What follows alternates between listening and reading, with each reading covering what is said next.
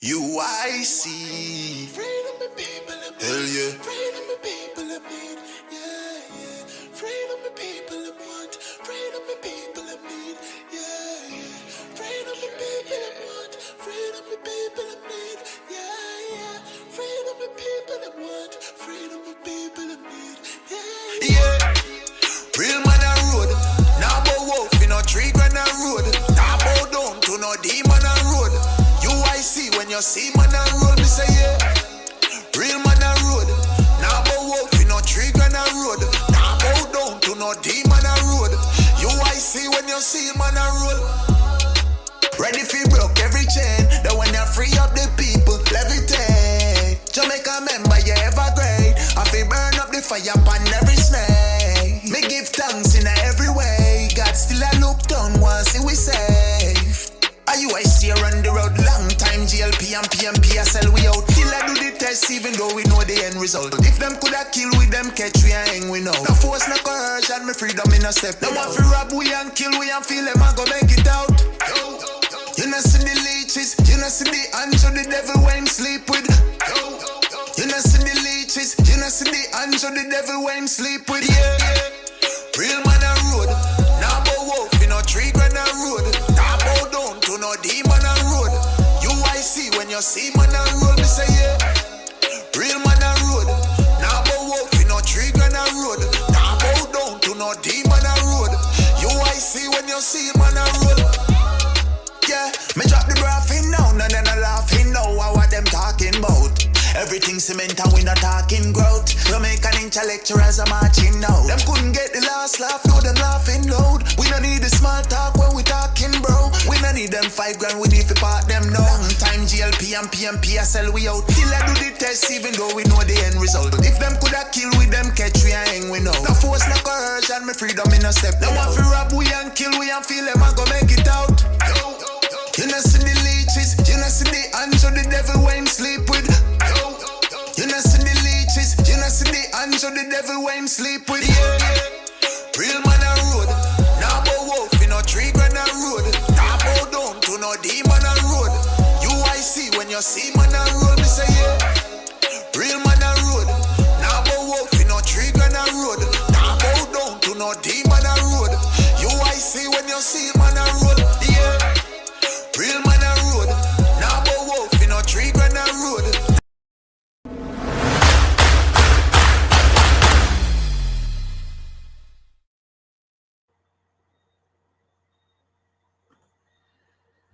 Hello, good evening, and welcome to another edition of UIC Liberty TV. This is Joseph Patterson, President of UIC Jamaica, coming to you live from St. Elizabeth again. Tonight we're going to be talking about why Jamaicans are not farming. So I'm going to be explaining to you why we're not seeing a lot of people engaged in farming in Jamaica, and you're going to be quite surprised in some cases what the problem is, and in other cases might not. You're also going to learn about the UIC solutions and how we can make Jamaica the organic food capital of the world. So let me just say a quick hello to all of you. I see Alan Scott and McCall. I see MB. I see Winston Hammond. Good evening to each and every one of you. Thank you, Sylvester. Lawrence, and I see Carlos Gray, I think, as well. Welcome and good evening to all of you. It's a pleasure to be here with you. I know I've been away for a while, but I'm very happy to be on tonight to talk to you about this very important topic. I'm expecting to be joined by, here we go, I see her, goodly Vice President. Good evening, Carly Ramirez Acosta. How are you? Good evening. Good evening, everyone. I'm okay, Mr. President. Quite fine. Wonderful. Good to see you on. So tonight we Thank have you. quite a discussion to have. It's going to be about farming. And as you know, the UIC is big on farming because we see that as Jamaica's oil. You know, this is our real oil. It is sustainable. It is credible. It is what we can do best, and we used to do very good at it. But for some reason, which I'm going to explain, we have fallen terribly behind. So I'm looking forward to our discussion on that this evening. Let's just welcome some more of our guests online. Can you see them, Carlene? Can you see the names as they come down the list? Let me see. I see Maisie Miller. Welcome, Maisie. I see Gerald Riley as well. I'm not able to see the list. I'm not sure why. You're on your phone, right? Yes, That might be the reason. It might be a bit small. smaller, right. Yeah, so no worries. So I will do the job for you. Thank you very much. Okay. So Mrs., we're all playing a role here. So a while ago, Mrs. Patterson just brought me some water so I can drink as we go along. All right. So I'm going to kick this off by, first of all, just doing a little bit of an introduction for all of us. I'm going to do a bit of an introduction, just so we have, you know, the background for all of this. All right. So the first thing I'm going to do, if you bear with me, I'm going to play for us a video.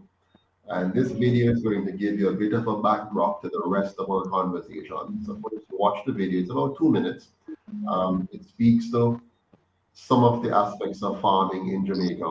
And then we're going to go into a little bit of a presentation by myself and then a discussion between all of us together with the Vice President, Carly Ramirez.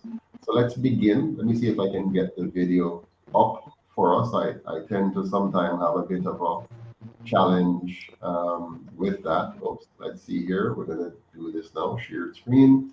And I'm going to go and find that video for us. Here it is. I think I have it here. Here we go. Here's the video.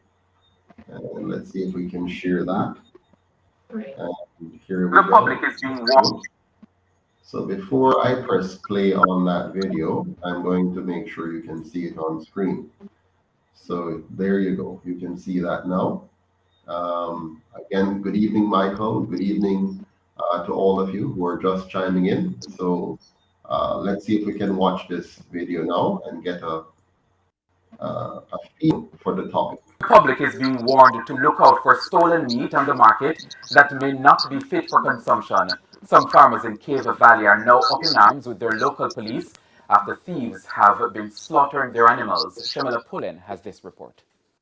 The most recent incident happened 2 weeks ago in Cave Valley, St. Anne, where thieves slaughtered a number of cows belonging to Andrew Brown. They come and kill some of the animals around, kill one for me and one for my sleep, and few get away just the same. But from a long while now they've been doing that. And he's not the only one who has been losing animals to thieves. But the farmers are even more concerned because the meat, which is not safe for consumption, is being sold to unsuspecting people.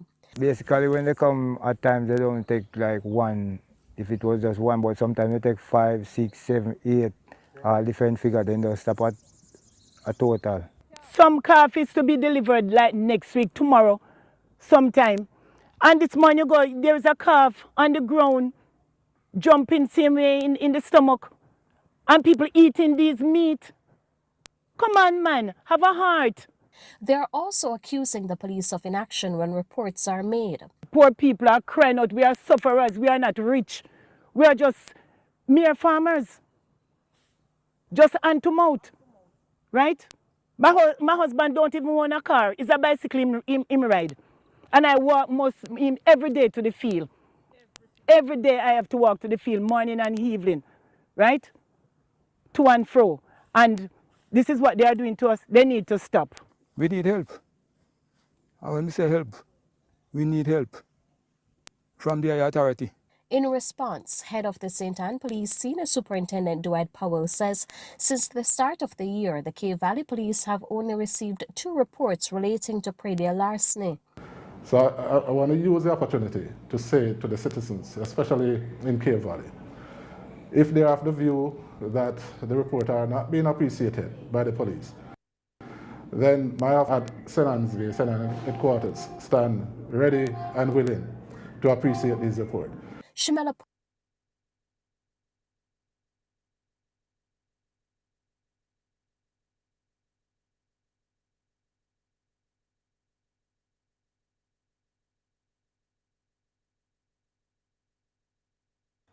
So there you have it, a short report from TVJ News where they showed you some of the challenges that our farmers are undergoing, particularly predial larceny, the fact that you work hard and then somehow you cannot actually benefit from your hard work. So tonight I want to begin by saying, let me give you the backstory on why Jamaicans are not farming. I want to also share with you my plans to make Jamaica the organic food capital of the world, and why Jamaica will continue to become more and more of an import nation after 78 years of the JLP and PNP rule.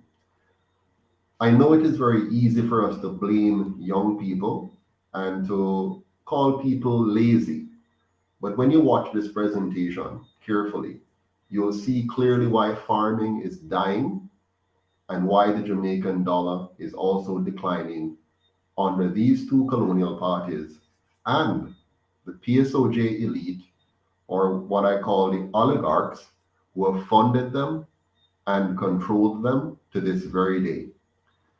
Jamaicans are not farming for one simple reason.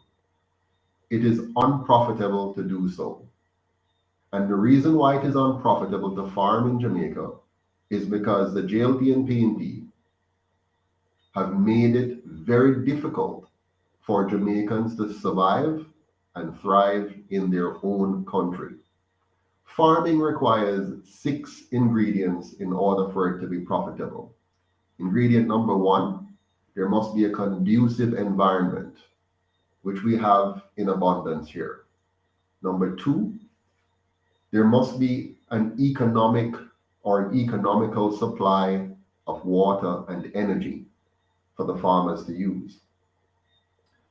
You must have, number 3, you must have competent management and workers in order for you to stay competitive. Number 4, you must have profitable markets for you to be motivated. Number 5, you must have modern technology to stay competitive with those who have access to those technology. And number 6, you must be able to harvest your crop with confidence, knowing that what you sow, you will actually be able to reap. How does Jamaica score on these 7 ingredients after 78 years of stewardship by the JLP and PNP? Let's think about it. On the issue of conducive environment, these two parties have gradually destroyed our limited supply of good lands with bauxite mining and with indiscriminate housing projects on good farmlands, while fostering the destruction of organic farming with imported chemical pesticides and herbicides and artificial fertilizers that actually destroys the natural health of our soil. So over time, over 78 years, they have used their time in office to create less than conducive conditions for farming in Jamaica in those areas. Number 2, when it comes on to the economic supply of water and energy, how has these two parties done? How have they done? They have failed to create a solid water harvesting infrastructure to supply water cheaply and adequately around the island. They chose to monopolize instead of diversify our energy sector, making us dependent on foreign oil and one supplier of expensive electricity. This undermines farmers tremendously, because if you don't have cheap energy, if you don't have access to water, then you're going to have a really great amount of difficulty trying to be an effective farmer in a modern world. Number 3, how do they score on providing competent management and workers for the farm industry? They have created a government monopoly in the education industry, and they have provided a monolithic education system that fails over 70% of our students every year. while at the same time forcing the best and the brightest of us to become economic refugees in other countries in order for those persons to find and enjoy a decent standard of living and a decent earning. This brain drain reduces both the quality of management and the quality of workers in the farming sector and makes us less productive and less profitable. We don't have a reliable or a productive supply of labor here in Jamaica today, simply because of the policies of these two parties over 78 years. And don't forget that, we're talking about 78 years. Number 4, you cannot have a very productive farming sector if you do not provide profitable markets for farmers. What did the two parties do over the last 78 years? They made local farming expensive and they make exporting difficult, while allowing cheap imports to push our farmers out of business, thus making it easy for foreigners to dominate both the market and both the local market and the international market, to the detriment of local farmers and local residents. This also contributes to driving up the cancer rate in the country. It drives up obesity and it drives up other health care problems and costs in the economy. This in turn helps to drive down the value of our currency, or what I like to call fake money, because it is. Number 5, the 5th ingredient which you need is modern technology to stay competitive. Let's check out what these two parties have done in terms of this area. They have made it too hard and too costly to import modern technology to keep up with our global competitors. This, coupled with other factors, are pricing us out of the market both locally and internationally. It's just common sense. If we have to buy technology at prices higher than our competitors, we have lost before we start. Then, if our labor market is weaker than our competitors, we have again lost. And if our government is working against us on exporting, we cannot survive. That is why every industry in our country is dying or are becoming foreign owned. So the longer we maintain these two parties in power, you should see a trend. The trend is the longer they're in power, the more our local industries die, the more whatever industries we do have are taken over by foreigners, and the more we lose our best and brightest because they go overseas to find better living standards and earning potentials. The 6th ingredient is having confidence. Will you be able to reap what you sow?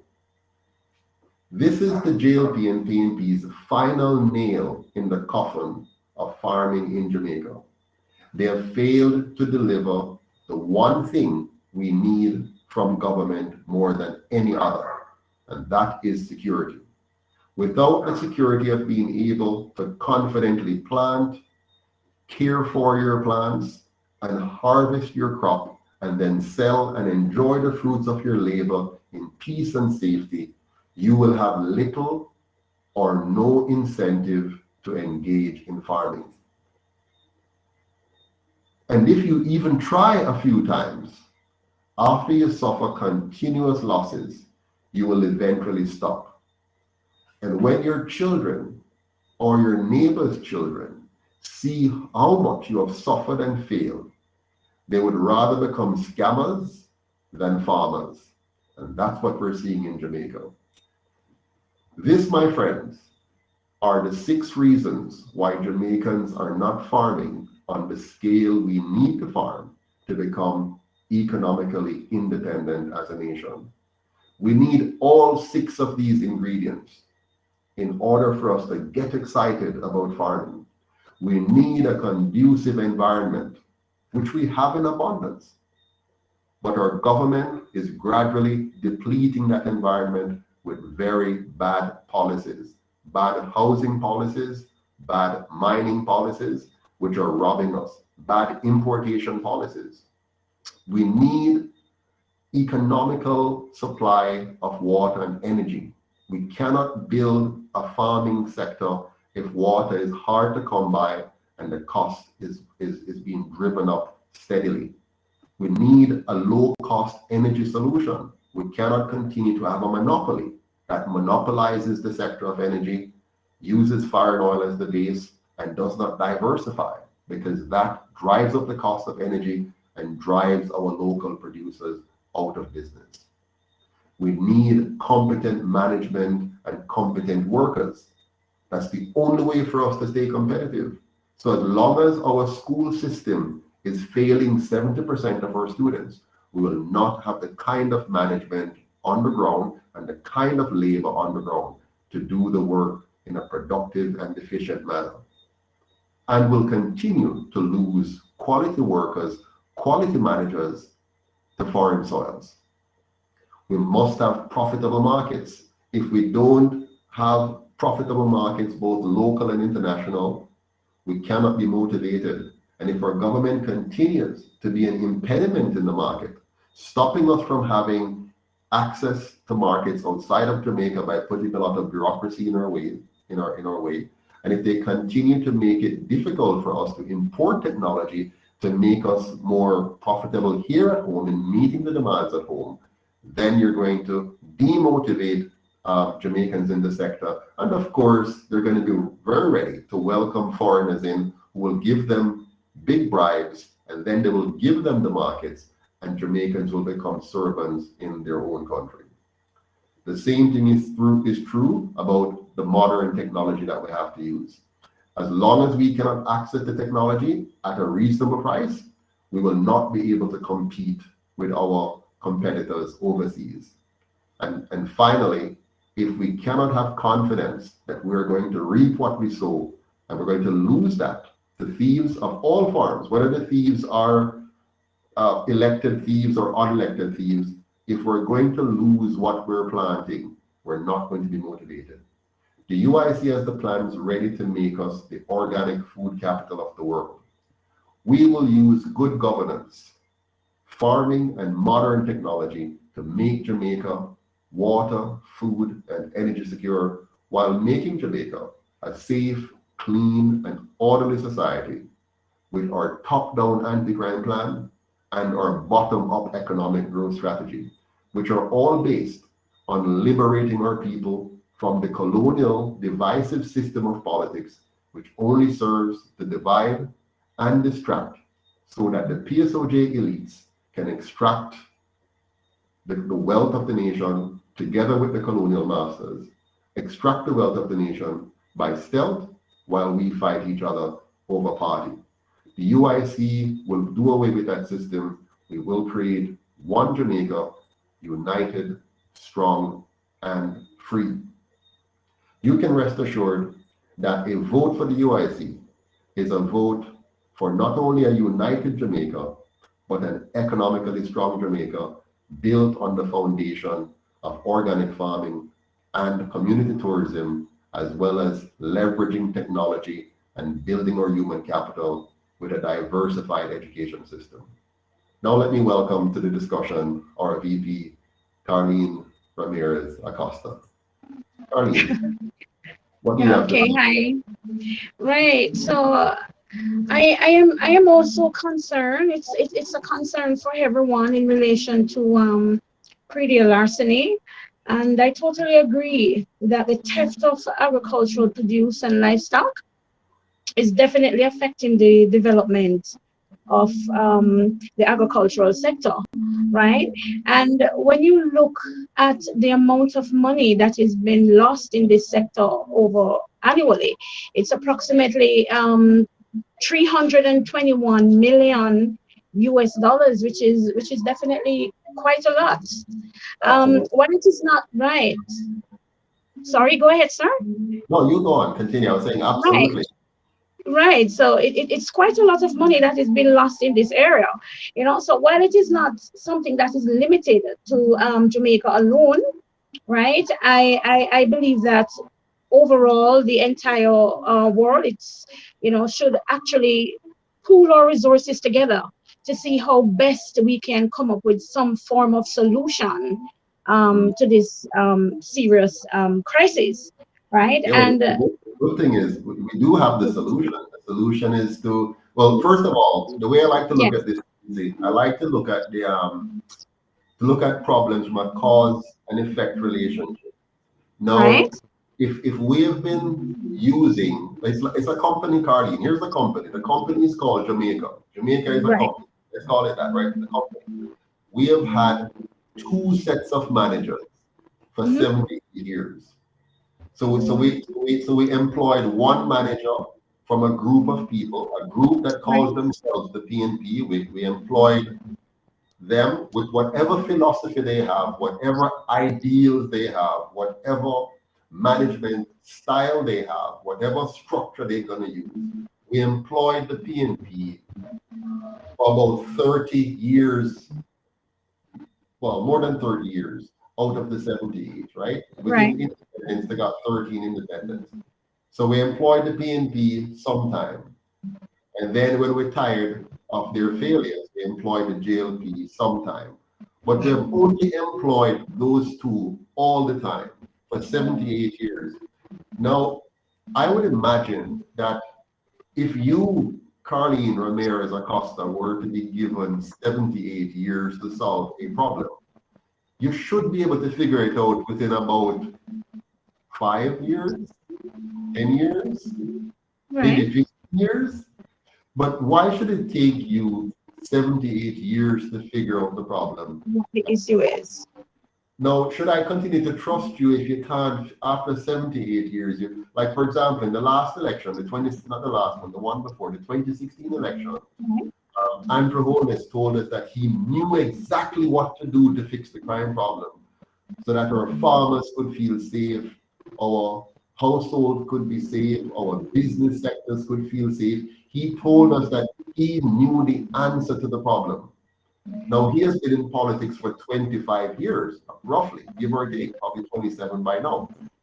So he has been a long time in this. He has been under the tutelage of both Siaga and Bruce Golding, who were former prime ministers who have been around for a while. Siaga has been around until he died recently. He has been there before independence.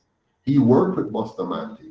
Yeah, Right, Bruce Golding was trained by Andrew Holness, was trained by Siaga, and he's following the same ideals and principles, which is why maybe we're failing still. So my question to you is, should the Jamaican people, after seeing the result of 78 years of these two parties, should they not realize that that is the problem? well, definitely. Most persons would realize no, that they have been around for quite some time and they have done nothing to basically resolve this issue. And I've heard of cases where the then agriculture minister talk about something of some traceability thing that, I mean, we have not heard anything more about that in terms of the traceability system that they said they wanted to put in place. And not Yes. only the traceability system that they did mention, they also mentioned about the new, I think it's a part of the JCF. Mhm. Sorry, the Jamaica, not the Jamaica Defense Force, the police force. Yes. A unit that they put together, put in place to kind of help stem this situation. But so far it continues and it basically gets worse, Yes. you know? No, our governments, both PNP and JLP, they have no shortage of Mhm. announcements. Right, So every year, especially like now, the Prime Minister has been challenged by the UIC. He has now seen that the people are fed up and tired. And so what he has done is gone into our 10-point plan. And he's now scraping every idea he can find, putting his spin on it, and then spitting that out to the people as if he and his team thought about these things. But all they're going right. to do, if they were going to take the ideas, and actually implement them in the way that we That means prescribe, so something else. that Right. people, that would be great. But we know that all they're going to do is to tell us about another plan. Just like how he told us he had a plan to grow the economy 5% in 4 years. He had a plan to stem the crime problem. He had a plan. In fact, he told us he would have put in fixed election dates. So all these things that he promised us, and not just him, whether it's Peter Phillips or whether it's Portia Simpson. The same story right across the board. So I'm saying to myself, it's time for us now to just no longer even listen to them. No matter what plan they come with, whether they're gonna have Republic or we can't trust them. We can't trust them to even make us truly independent. We can't trust them to give us a republic. We can't trust them to fix the pre larceny problem. So nothing at all that they say. I mean, for me, I have no confidence and no trust whatsoever in one word which they speak, none whatsoever. And that is why, Madam Vice President, that is why we created the UIC. Because we, the people of Jamaica, have lost all confidence in these two parties. Look at our farmers. How can Jamaica, a land of wood and water, a beautiful land, God has given us community. God has given us the soil, the sun, the sun, water, the intelligence. everything. We have everything we need to make Jamaica the organic food capital of the world. Every year, we're importing more and more and more and more. We're importing onions. We're importing carrots. We're importing tomatoes. We're importing everything. And so the longer, it seems to me, the longer we keep these guys in power, the more we're going to be importing. Definitely, I totally agree with that, because if you go into the supermarkets, every single thing that we grow here in Jamaica, you can find, and they're not from here. They have been imported into the country, and not only that, the price difference is appalling, because when you find, based on the fact that I believe we have to pay so much in terms of to get the materials that are needed to support the farming industry. By the time these products get to the market, you find that is a little higher than what we would like it to be. But then to be competing against these products that are imported, it's really hard for most of our farmers. So something, I guess, has to be done in that area. So let's talk about UIC policies now. Yes. The UIC, first and foremost, we recognize that Jamaica's strategic advantage. We have two primary strategic advantage as a country, and even as an individual, all of us must determine what are we going to do. All of us have to decide what career we're going to follow, what business we're going to begin, and we have to specialize in it. So if you're going to be an engineer or a doctor or a carpenter, you have to decide what is it that makes you relatively unique to carve out a space in the market that's going to make you very successful. We in the UIC recognize that Jamaica is strategically placed to be a major supplier of organic food to the world. We have a lot of unused lands. We have a lot of underproducing lands. We have the temperature. We have the soil types. We have the human intellect to be able to build a massive organic farming industry here in Jamaica. Why have we chosen organic? We have chosen organic because we don't want to compete on the poor quality, the low quality, low price products that is already all across the market, right? They can get really low quality bananas, which has very low bricks level. It's not very nutritious, but it looks very nice in the skin. And you eat it and you want to just eat, and you might get a whole bunch of cancer in the process. We don't want to compete in that space. So the UIC wants us to compete in the space of high quality, high price, organic products that the world is going to want. The more the world becomes awakened to the healthy alternatives, awakened to the need for a healthy lifestyle and eating healthy, you're going to want what Jamaica produces. So we want to use branded Jamaica. And by the way, Andrew and Steele is tomorrow morning you're going to hear him saying all of that I'm saying. Tomorrow morning we'll be saying all of this. But we want to make Jamaica, we want to use the branded Jamaica that you're underutilizing. So branded Jamaica and brand organic produce of all types. But it won't happen miraculously. It's going to happen by proper and effective management, which is where we come in. We're going to lead Jamaica into becoming a very well-managed and well-organized society built on good governance. And that's why we have the good governance model that you hear me talk about all the time, the non-partisan constitutional republic, because that's going to create the checks and balances that we need, that will stamp out corruption, so we can now allow the Jamaican people to become maximum producers without the political gatekeepers stifling them and preventing them. We're going to tear down all of the regulatory barriers that are currently being used to oppress the small businessman and woman and protect big businesses. We're going to tear down those barriers.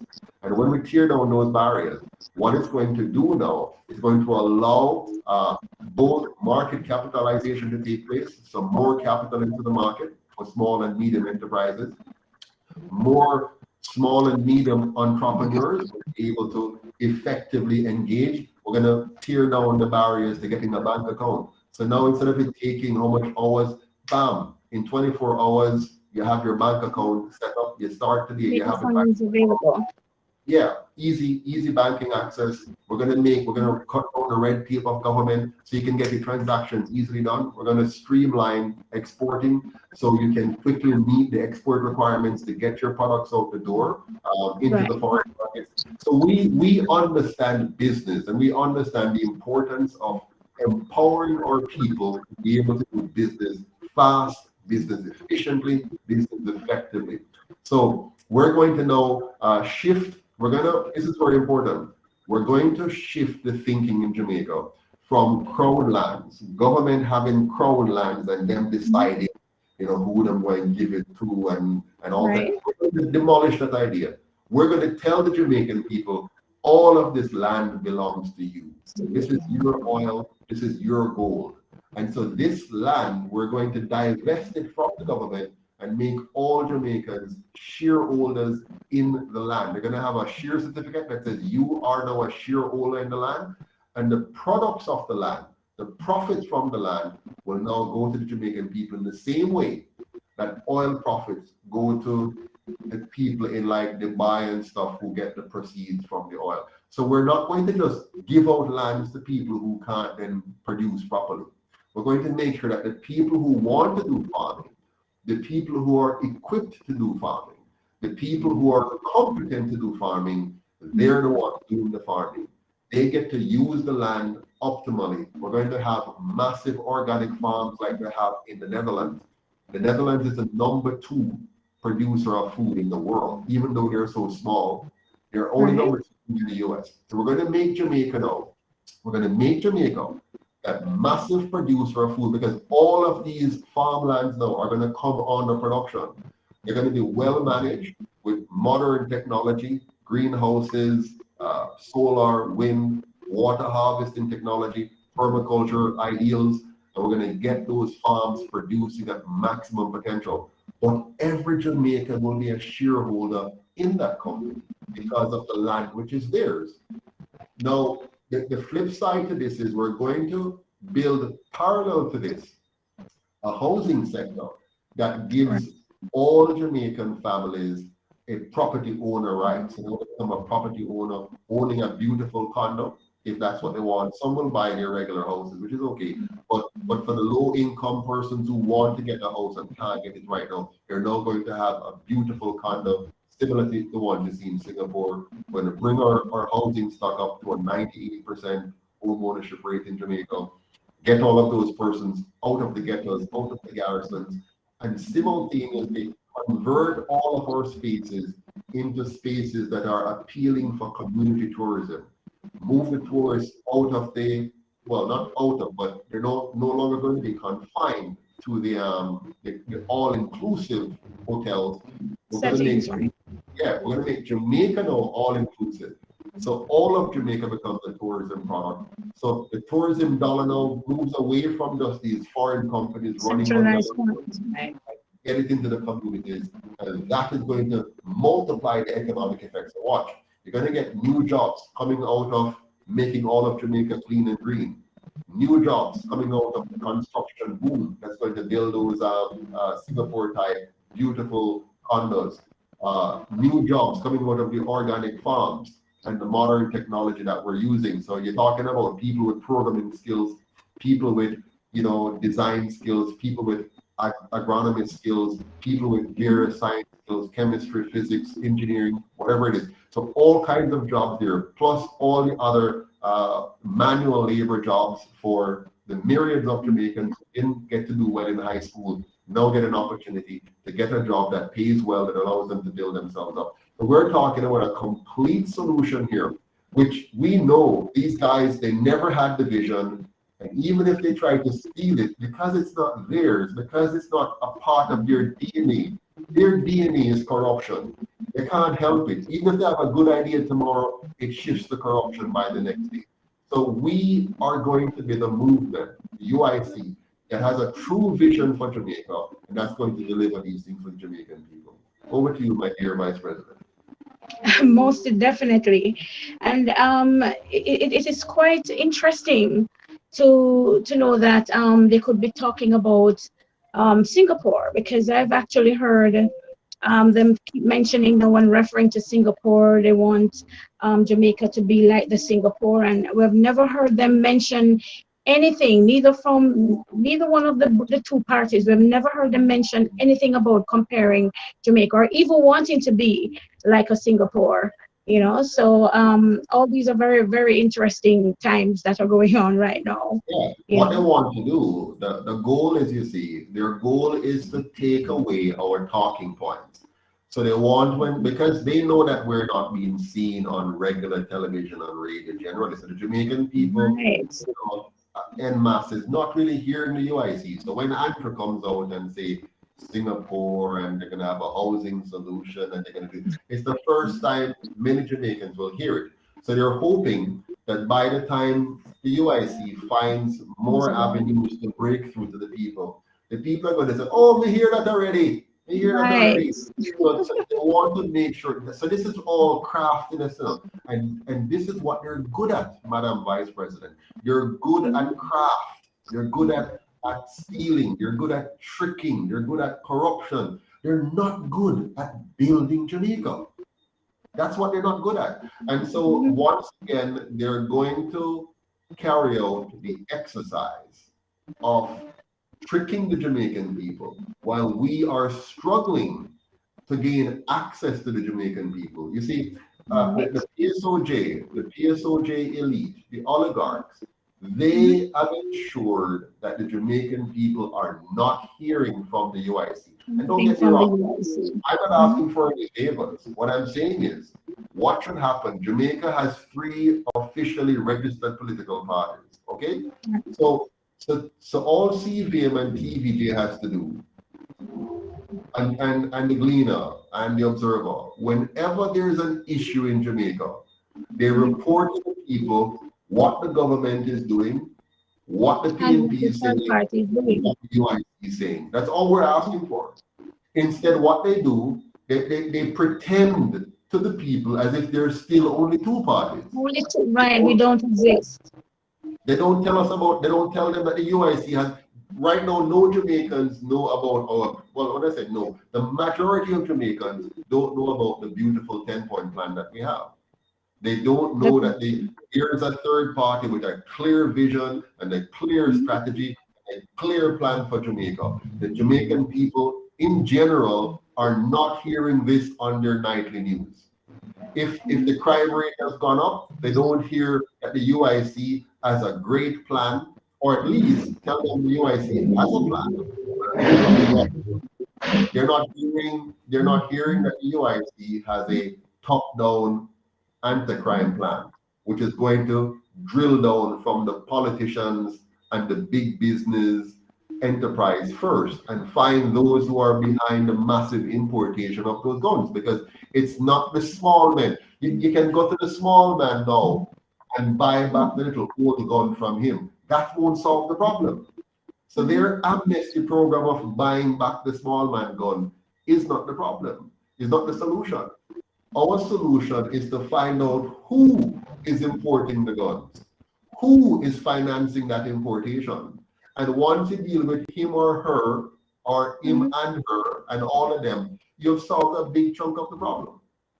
We also need to find out who in the political structure is providing cover for criminals. Who are they that when the criminals are to be found, they're providing cover, legal support, and all kinds of things for them. So the top-down approach is the most effective approach.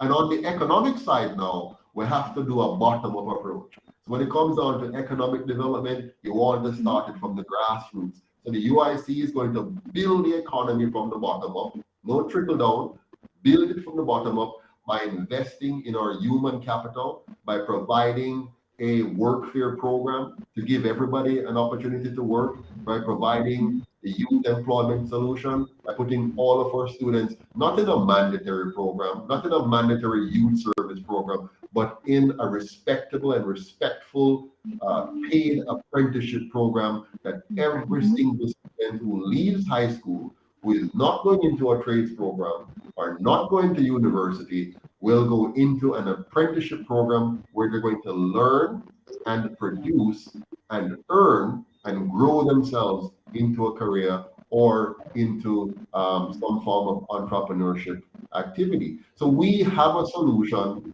that is workable, that is practical, that is well thought out, and simply what they're doing now is picking which of our nice sounding program they can pick, regurgitate that to Jamaican people, take away the talking points, blind the people to the existence of the UIC, and hope to fool us again. But 78 years is enough.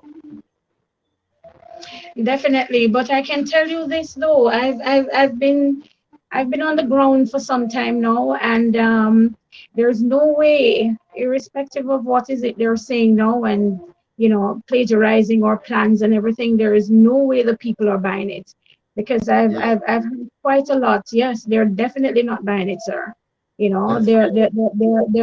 familiar now with the trickery, and they're used to the promises, and they've spent so many years seeing the same thing playing over and over. I believe now is the time that they're realizing that they can't trust these two parties anymore, and to believe that they would implement these things. So majority of who I've met and what I've heard on the streets, they're looking forward to having a UIC government in place to implement these plans and to move the country forward. So that's what they're looking for. You know what I like about this, Madam VP, is the UIC isn't buying any votes. we're not out there buying anybody's votes. We don't have any money. I mean, we get a little bit of donation, from other Jamaicans here at home and abroad, sending their small donations, and we're not buying people. People are just coming to the UIC because they believe in what we stand for and want to be a part of it. So that's just incredible. Let's see if we can take some questions online. I don't know if Naika can post some questions for us. I see Lion Rule here is saying enough is enough, time to step up with the UIC and Mr. Patterson as our leader. And I see, who is this now? Someone says the only way the citizens of Jamaica will survive is when we get rid of those two parties. Definitely. You know what? Today I went to the Gulf View Hotel for lunch. Mrs. Patterson and I had some business to do in Matamo, and we stopped. At the sorry. Sorry. No, go ahead, sir. Sorry about that. So we stopped at the Gulf View Hotel for lunch, and it was so nice. One of the workers was just passing and just says, "Hi, Mr. UIC, I am following you so much on YouTube and on Facebook. I just want you to know that I'm a fan of yours, and I really like the message of the UIC. I like what you're doing, and I believe all Jamaicans, when they learn about this, they're going to want to vote UIC." And so I was so impressed with that, and we're beginning to get that a lot. I don't know if you're seeing the same thing, but the more I move around to different places, people quickly identify us and can tell us that they're following us on YouTube or on Facebook and so on.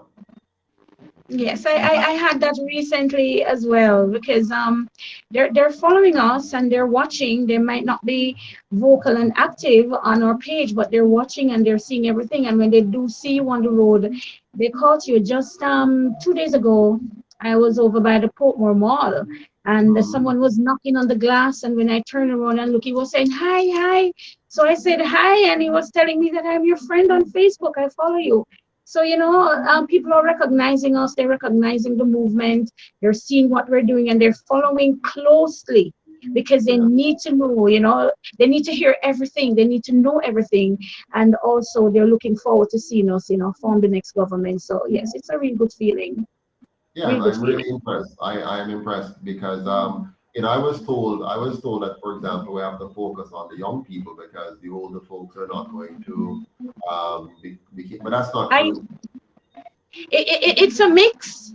It's a mixture of both young and old, but I would say majority of based on what I've observed so far, majority are young adults and also middle-aged person going up in their 40s and their 50s. So we have a little mix going on for sure. Yeah, But we a lot of young definitely followers too. we have a mix, a lot of young people, but I was told that we would have only had young people. But I'm seeing, people of all ages swarming to the UIC, young, old. So I'm really impressed by what I'm seeing, going on. And I mean, we're very fortunate as well to have so many candidates who are first timers to politics. They're not, they're like me and you, never been involved in politics before in terms of running for any position. So we are truly from the people and of the people. We're not, a product of either of the other parties. We are truly coming from a place of commitment to development of our country exclusively. Yeah. Let me see here. Go ahead. But I must say though, Mr. Patterson, that you have appealed to your policies and your plans and everything. I've caught the attention of quite a lot of young people. So you have a large contingent of young people out there following and looking on. Yes.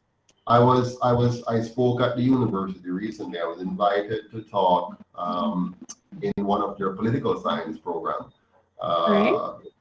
It's the first time because I don't normally get those kind of invitations, but I got a chance to speak with a full class of students. These are all young people, of course. And I walked them through the UIC model of governance. I explained to them how with the UIC system, they will get to directly elect the head of government and head of state as the president. I walked them through how, under the UIC, the Senate will no longer be an appointed rubber stamp body, but elected senators, one from each parish. And I spoke to them about how we're going to separate the House of Representatives and the Senate from the executive, so we have proper checks and balances. I explained how our ministers of government will be qualified and competent persons, not politicians. They'll be nominated by the executive branch, vetted publicly by the Senate, and voted in by the House. They're going to be separate and qualified. And they were just blown away as I walked them through the model, and instantaneously wanted to become members of the UIC. They loved the new model. One of the young men said, "I have been thinking for years, what could be the solution to Jamaica?" And he says, "For the first time in my life, I felt that I finally found it. I've seen it. I know it." And so they love the UIC model. They love what we're offering Jamaica. And it's a total package. We have the system solutions and we have the program solutions for the nation. So that's a good thing. Somebody here says, "I no longer have a prime minister, but a president. We have a real leader." That is Ken Francis.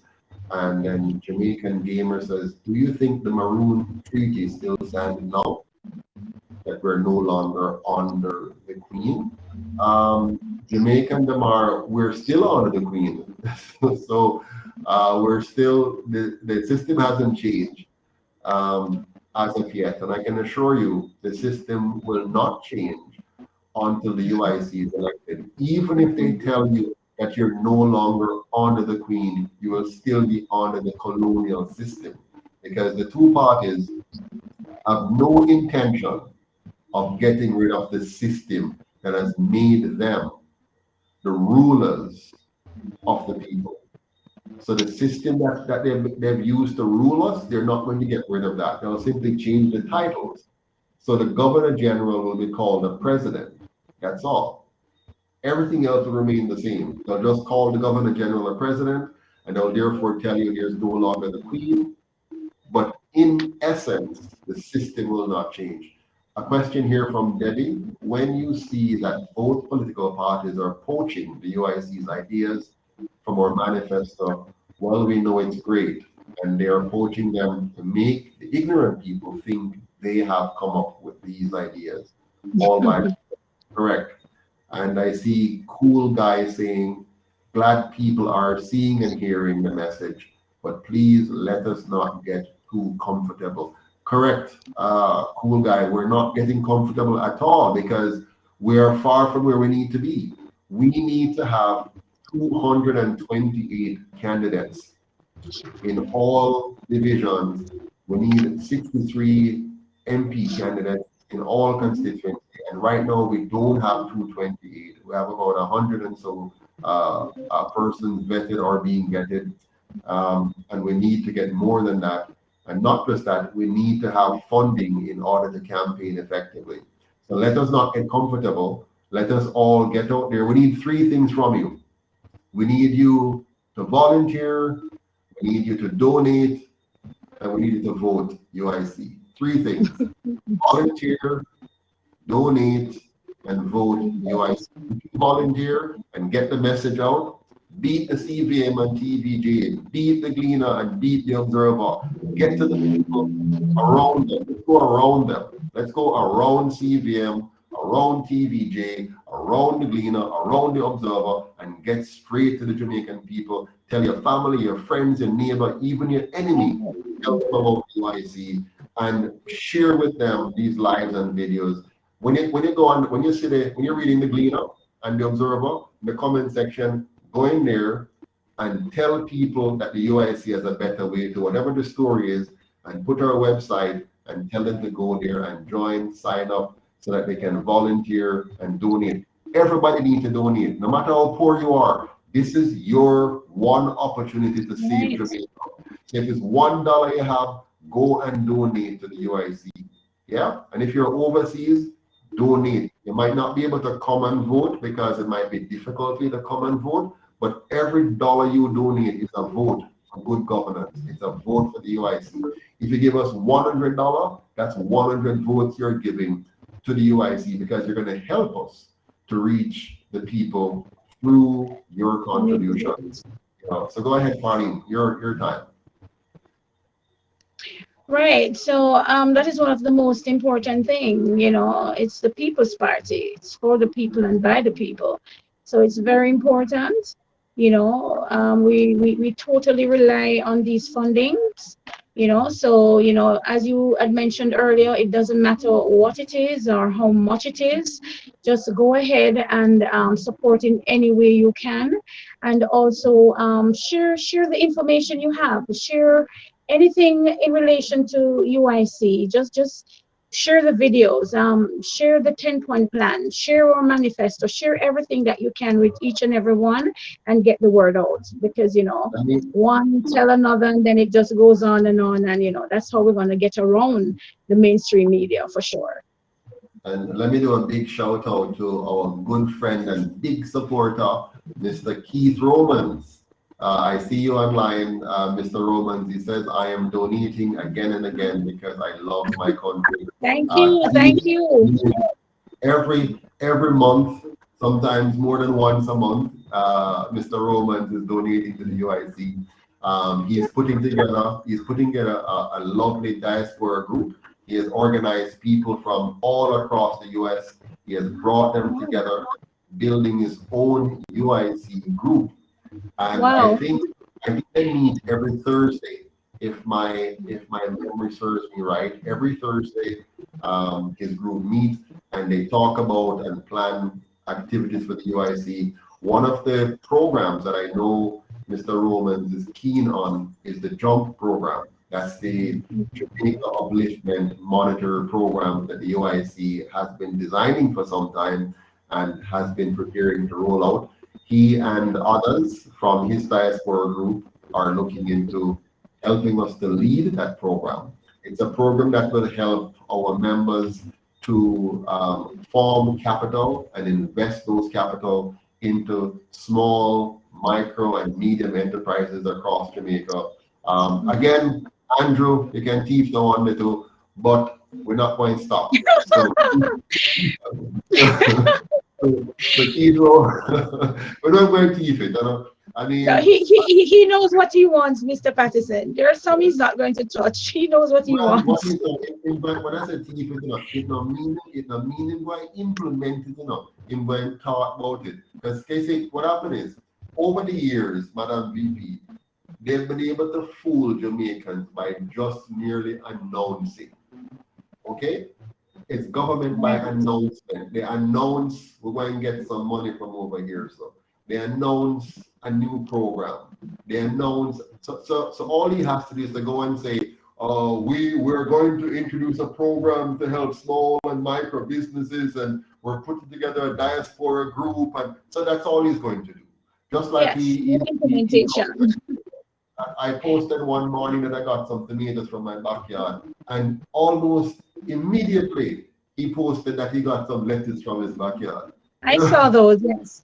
I saw those. The other day I took some pictures. Me and my wife went for a walk out, by the sidewalk here, so by the farm, and I posted by the following day him have one out, the first family and how we're doing things together. I'm like, this guy is such a star. Yes. I mean, you have a prime minister or a puppet. What do we have? Or a parrot? Because he seems to like the puppet and to be a puppet and a parrot for his colonial masters. Move on. It's time we have a prime minister and we have a government which is serious about the Jamaican action, right? Yes.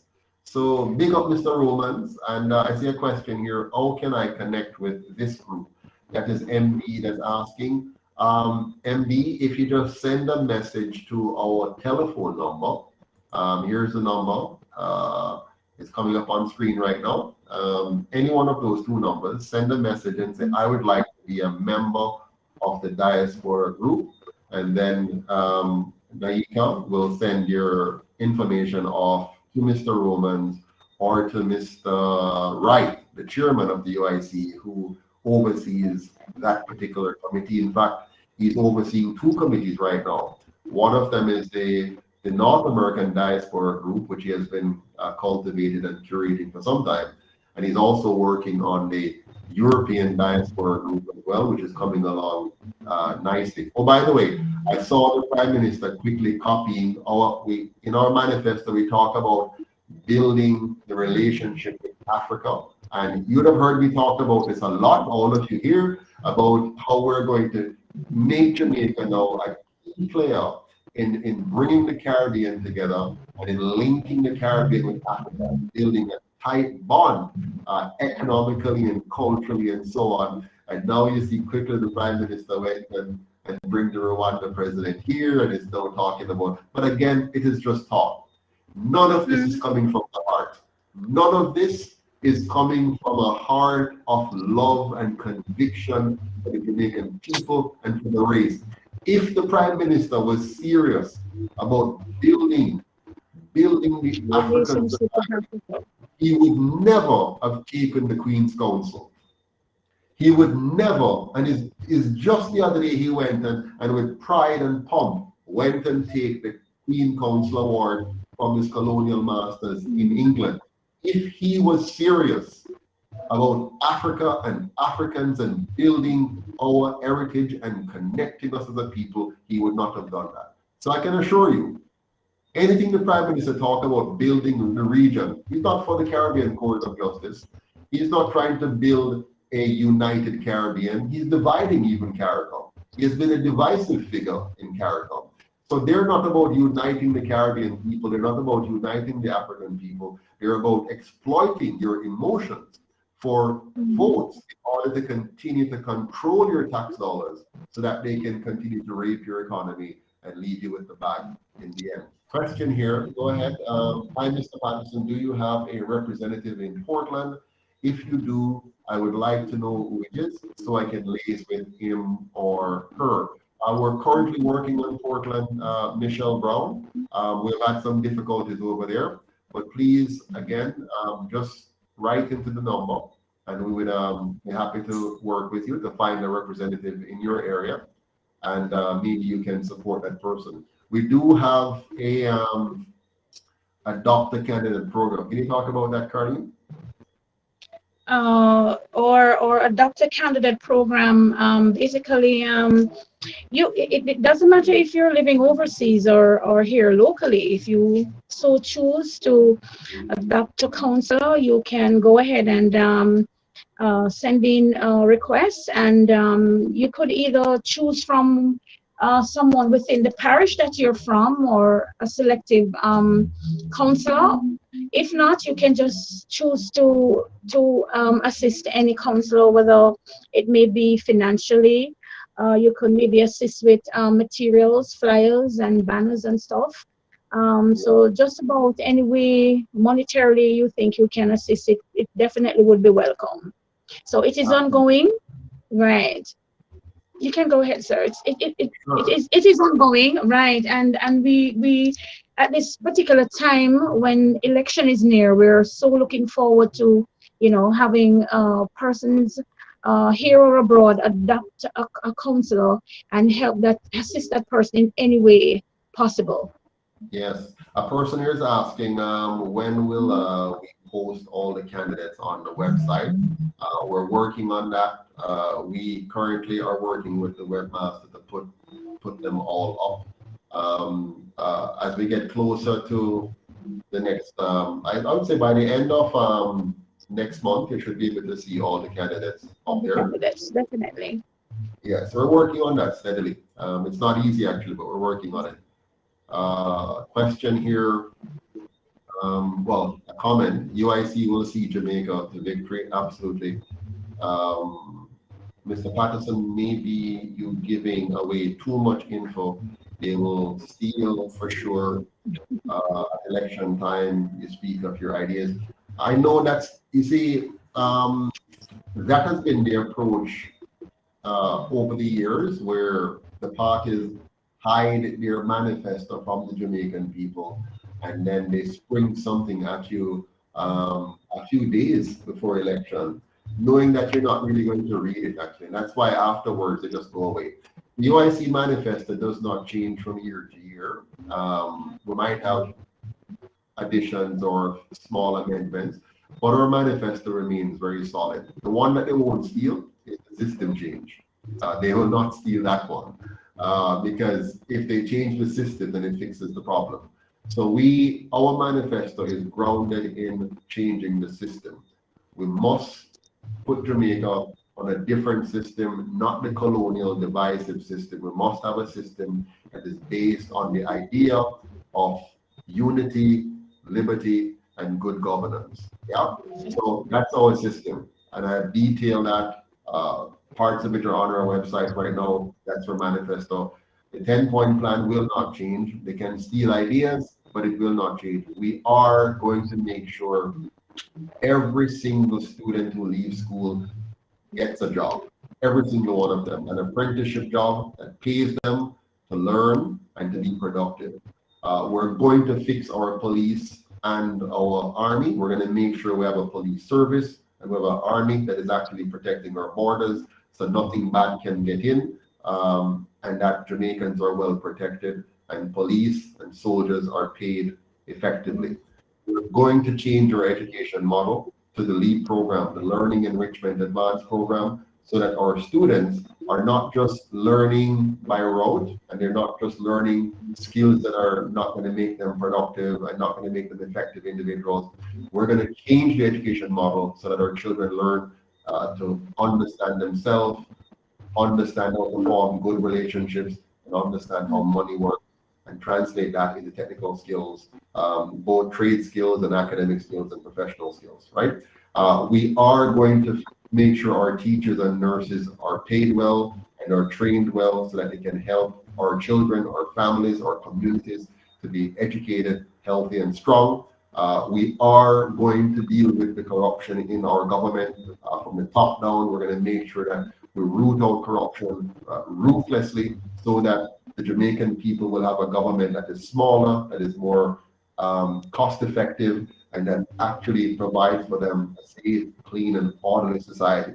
So we don't have to worry about putting out a new manifesto every year because we're not into the gimmicks. We're not going to offer you free water 1 minute and free electricity another minute and play games with your tax system. We're going to simplify the tax system. You're going to have 2 taxes, just 2. One will be a income tax on income from all sources. Every single Jamaican will pay tax. As long as you're Jamaican, you must pay tax to make sure your country is safe, clean, and orderly. We're going to have a sales tax, GCT, cut it from 15 to 10, and dedicate that to poverty elimination. So we are going to eliminate poverty because we're going to make sure that our poor people have a home, a decent home, that their children get a quality education, and that we have the kind of citizens that can lift the country productively and make us economically independent. So these are not things we're going to play with. We're not going to come up with gimmicks every year. We're going to have a solid plan. It'll be the same plan this year, next year, and the year after. And all we're going to do is continue to refine it and make it better. We're going to work to lift the Jamaican people from the bottom up with a grassroots economic solution, with organic farming as a key part, with community tourism as another key part, with a clean and green environment as another key part, and intellectual brilliance as the core of our education program to bring out the best in our people by building our human capital. So they can take whatever they want. They can use whatever talking points. The people know, and we will remind the people that if they couldn't do it in 78 years, why will you trust them to do it now? If they could not give us a safe Jamaica in 78 years, you cannot trust them to give you a safe Jamaica now. If they could not give you a good education system in 78 years, you cannot trust them now to give you a good education system. If they couldn't give you good health care in 78 years, you cannot trust them now to give you good health care today. If they couldn't get corruption and give us a better system, a very, very true republic in 78 years, you cannot trust them now to give you a true republic and a good system of governance now. So it's very simple. No matter what them tell you, a lie them a tell, they cannot be trusted, and we must never, ever again. Go ahead, Ms. VB. I'm saying do not believe anything that is coming out of their mouth because they've already set the trend that nothing they say is they will carry through on it, you know. Exactly. But I must also say, Mr. Patterson, that quite a few, well, almost all persons that I've spoken to and I've read the 10-point plan, they love the elimination of the toll fees. The Portmore residents are so looking forward to this one, and the no more property taxes. They are so looking forward to this one too. So you know, that is something that the Portmore residents there's no reason for Jamaicans to be paying toll. We have very few roads here, and all we have to do is to maintain our roads proper. I tell you something. If we had an intelligent government over the last 78 years, we would have very few cars in Jamaica. You know why? We would have had a very, very effective and efficient public transit system whereby people wouldn't find it necessary to have to buy cars. Some would still buy it, that's fine. But because you could get from east to west and north to south on a beautiful train system, an ideal ferry system, you know, the ferry is the boat, right? So you have this little big boat now. Let's take it, for example, from say Port Royal to Kingston proper, to say what do you call it, Mineral Springs out here in Clarendon. maybe to Treasure Beach end there, then stop over in the grill. Lovely ferry system, move you around quickly, and then right through the country like a fishbone. You have a straight artery from St. Thomas and Portland all the way through to Hanover and St. James. A nice, clean, straight rod for a high-speed rail going back and forth, and smaller transit that takes you off into each of the major areas in the parishes in between. Very, very simple system, very efficient system that would move goods and people around the country at rocket speed. It would live in Montego Bay and work in St. Thomas with no problem at all. That's what we needed: leadership, vision. Singapore has it, by the way. Singapore has a beautiful high-speed rail system there because they were able to plan and build. But here's a question here: how do you ensure all Jamaicans pay taxes unless your plan assumes the existence of a digital slavery currency?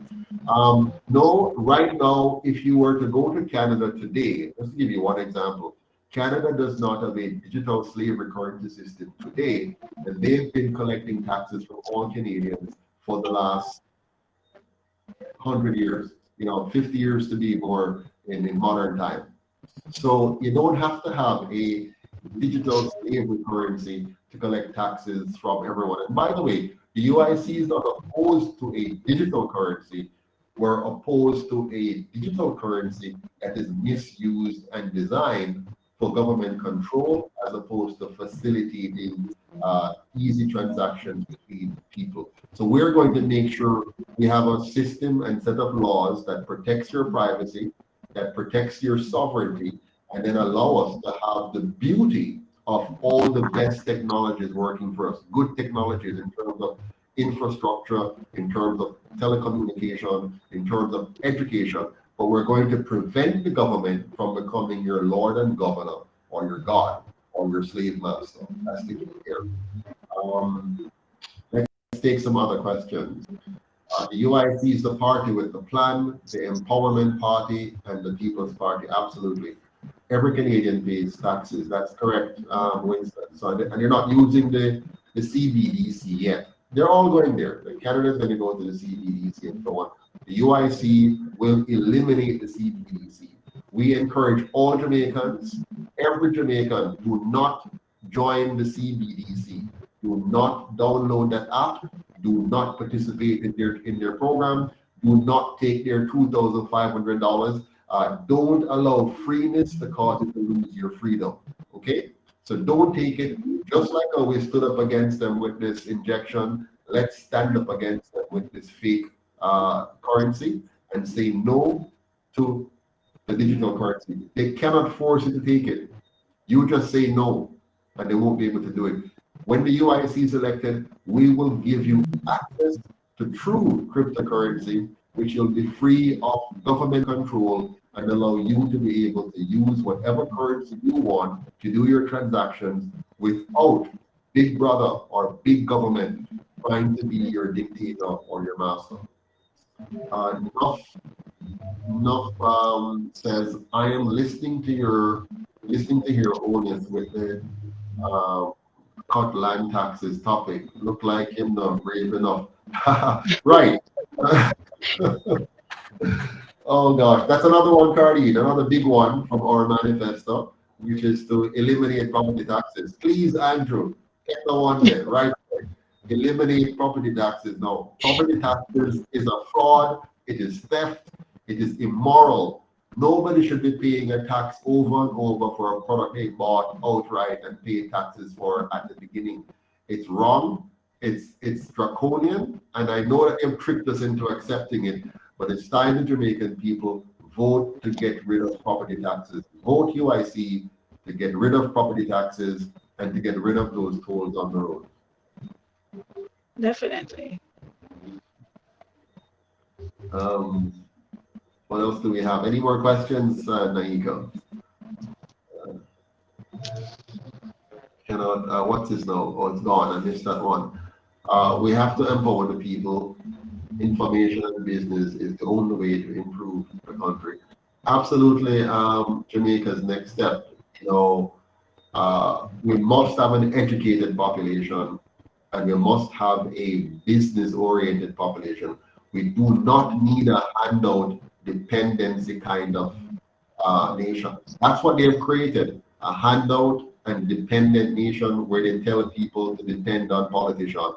We need to change that. We need to empower the people to meet their own needs. Questions: are you aware of the EFF, Economical Freedom Fighter, South Africa? No, I'm not, but I'm aware of many groups like the EFF, who is actually, no, I know of them. Yeah, there are many groups out there on that. So yes, and we support all these groups that want to liberate people economically. Would you make Adams the next commissioner of police? The way the UIC works when it comes on to making anyone head of any of the various bodies is a process where the executive branch nominates, the Senate would vet publicly, and then the House of Representatives vote. So we're going to have a transparent process. So it's not a matter of me just saying, currently the Prime Minister has the power to do that. In the new system, it will be more transparent. We have another person here, Ms. Mason, it seems. I am a UIC member that lives in Florida. Is there a group support for the UIC that I can link with here? Very good question. Latia, you might have to form that group, but let us connect you with Keith Romans, because we're working now to get statewide groups. I know we have a full North America group, but we're working to break out into state groups as well. So again, take the number down, our number, which is here, 876-293-0812 or 471-6598, and just contact us and say you'd like to form a group. Let's form many groups. Anybody out there who want to form a UIC group, form a group. Just call up who you want, call up 1 person, 2 person, 5 person, 10 of you, and say, listen, let's come together and support the UIC. We have one group right now coming together. They're forming themselves together, and their purpose is they want to fund the website. So they're coming together. They're gonna dissect our website, critique it, and make suggestions, and they're going to raise funds so that we have a proper developer and a proper webmaster. And they want to make sure that we have the most professional, most up-to-date website in the world. So that's one group that is committing to doing that. Form your own group. You can say, listen, I want to be a part of the group that's going to build the new constitution for Jamaica. And so you're going to put some money in so we can pay some lawyers to help us go through some of the different difficult areas and so on. And we'll get that done. So whatever you want to do, jump in and do it. What do you say, Carly? Yes, I totally agree, because the more groups that are formed out there and the more unified we do get, it's the better for us, so we can get the word across, so that the entire Jamaica and the world at large can know about the United Independence Congress. Absolutely. Somebody here is saying that they say Lisa Anna is copying the UIC plans as well. Yeah, man, all of them. Yes. Lisa Anna, all of them. They're all watching the UIC. And I tell you something, right now, they're all shaking in their boots, you see, because they know that the party they're a part of is a fraud. They know, like, you see, here's why you cannot trust Lisa Anna or any other member in the leadership of the PNP or JLP. They know that what they're a part of is a fraud. They know, and they have taken the easy way out by joining what they know to be a fraud, instead of taking the hard path that we in the UIC have taken. I could have just joined one of the other two. I could have joined one and made my life easier. But then all I would have done is made my life easier. But I would not be about fixing Jamaica. If you want to fix Jamaica, you cannot join the PNP or the GLP. You might hear of this guy named Andre Orton. Andre Orton is said to be quite the economist, a young economist, very bright, very articulate, very well spoken. Very nice fellow, actually. But he decided to go and join the PNP. Now, how can you be a smart, bright person and choose to join the PNP or the JLP? If you're a smart, bright person, you should have done your homework and see that these two parties are actually the destruction of Jamaica. They have just one example. He's an economist, and forgive me, I'm going to go off track here for a minute. Andre Horton is an economist. All he had to do was to say, ever since these guys have taken over Jamaica, the value of our dollar consistently goes down. The value of our dollar consistently goes down. As an economist, he should ask himself the question, why? Why is the value of the Jamaican dollar always going down? And he would find this. The answer is very simple, because the productivity of the Jamaican people are going down. You see, it's very simple. As our productivity goes down, our export goes down and our import goes up. As import goes up, the value of your dollar goes down. It's very simple. The value of your dollar is based on the relationship between imports to exports. So if your exports go down and your imports go up, the value of your dollar goes down. If your export goes up and your import comes down, the value of your dollar goes up. Now, he's an economist, so he must know that. Then he should say to himself, what are the policies that have led to this? And he would see, for example, the PNP's policies of the 1990s that wiped out 40,000 Jamaican businesses. You should have seen the JLP policies of the 80s that gave big business massive benefits, borrowed millions of dollars from the US and siphoned that money off in the pockets of a few while leaving the majority destitute. Now, if he did that kind of analysis, how on earth could he then, knowing that as an economist, join the PNP? So all of them do that. You know why they join the PNP and why they join? Because they want the easy way. They know that politics is the best way to get rich in this country. If you are a bright economist or a bright medical doctor or a bright nurse or a bright teacher and you want to get rich quick, join the PNP or join the JLP and hope you get into a ministerial position, and that will give you access to taxpayers' money. It will make you a gatekeeper, will allow you to be a massive corruption agent, and that will make you rich while the Jamaican people stay poor. So all of them know this, and them choose to go and join the JLP and PNP because they want that. And so you can't trust them, no matter how pretty they may look, no matter how nice they may talk, no matter how rootsy they may be, no matter how flashy they may be, no matter how much clocks they may wear, no matter what nice suit they may put on. All of them know that these two parties are a part of a massive corruption enterprise, and they have chosen to join them instead of building a new movement to address the problem. No, I build that movement. Vice President Carlene Ramirez Acosta is helping to build that movement. And all the candidates you see across Jamaica wearing this blue shirt with this symbol on it, they have decided to build a movement from the bottom up against the odds of the PSOJ elites not funding you, the odds of TVJ and CVM not showcasing you, the odds of people laughing after you, the odds of people even threatening you. We have chosen to go the hard and difficult path of honesty and integrity to build a good Jamaica. They have chosen the path of thievery and trickery and division and distraction in order for them to be a part of the system that is extracting the wealth of the Jamaican people to enrich a few at the expense of the many. Back to you, Madam Vice President. Most definitely, Mr. Patterson and the guest, if it is that they've seen what is happening in the economy, and as you mentioned, this bright young fellow, and for him to make a decision to go the other way is just a way for them. It's their get rich quick scheme. You know, so instead of going the other way and do the right thing for their country and for their fellow Jamaicans, they prefer to go the old-fashioned way. I would call them the Yes, old-fashioned way, you know.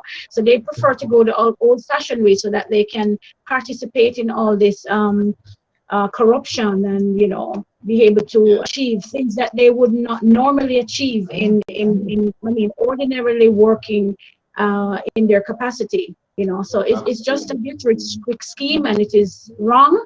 And you know, it's nothing for them to feel great about. Exactly. There's a question on the screen. I don't know if you can see it. You want to answer that question for us? If you can see it. Repeat that for me. Can you see the question on the screen? This one here. Oh, It no, says, can you read it for me, please? it says, will all members be required to stay on code with the manifesto? Will all members be required to stay on code with the manifesto? That's the To question. stay on code. Yes.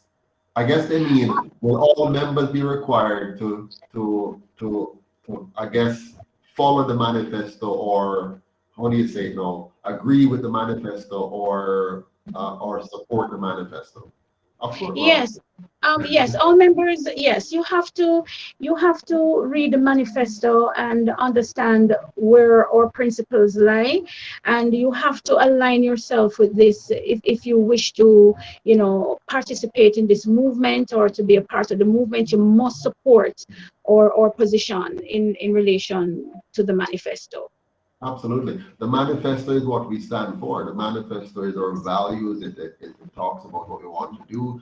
So if you support the UIC, then you have to support the manifesto. Now, the Manifesto. good thing is you can if you see something in the manifesto that you don't like, you can bring it to our attention. So, for example, I give you one. I'll be very transparent with you. There are some people who may be uncomfortable with the level of freedom we want to give Jamaica. Because we're the freedom party, we're the liberty party, right?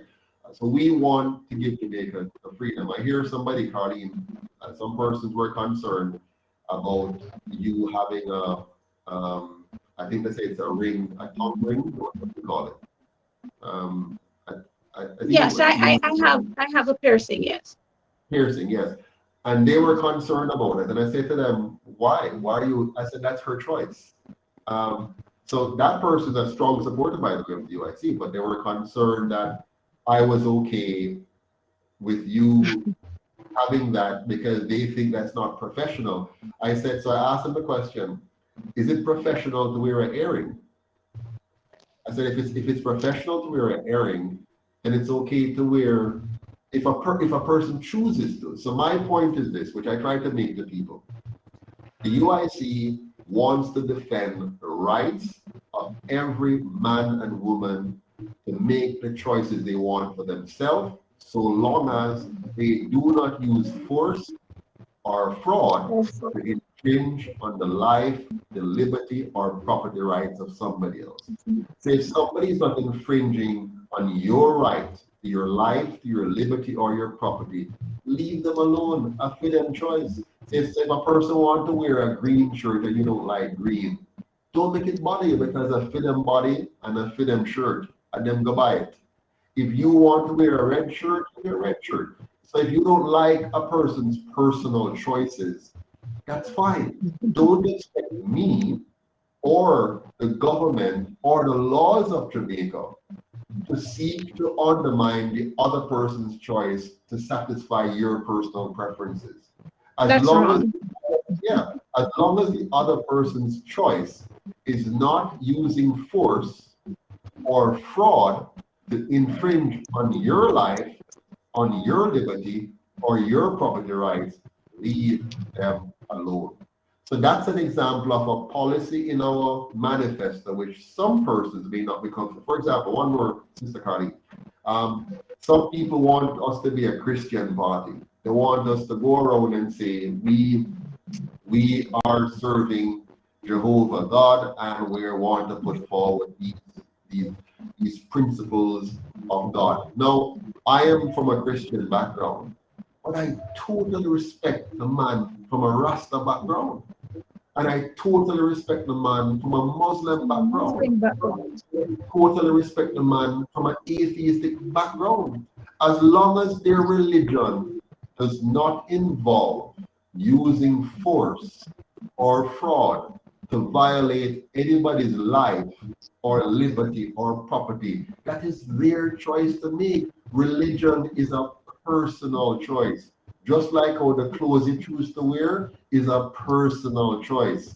The food you choose to eat is a personal choice. If I'm a vegetarian, but I have no intention of forcing you to be a vegetarian, I believe you must have the right to eat what you want to eat, as long as it does not involve you using force or fraud to take somebody's life, liberty, or property rights. That is the foundation of the UIC. We are about individual sovereignty. And here's the big thing.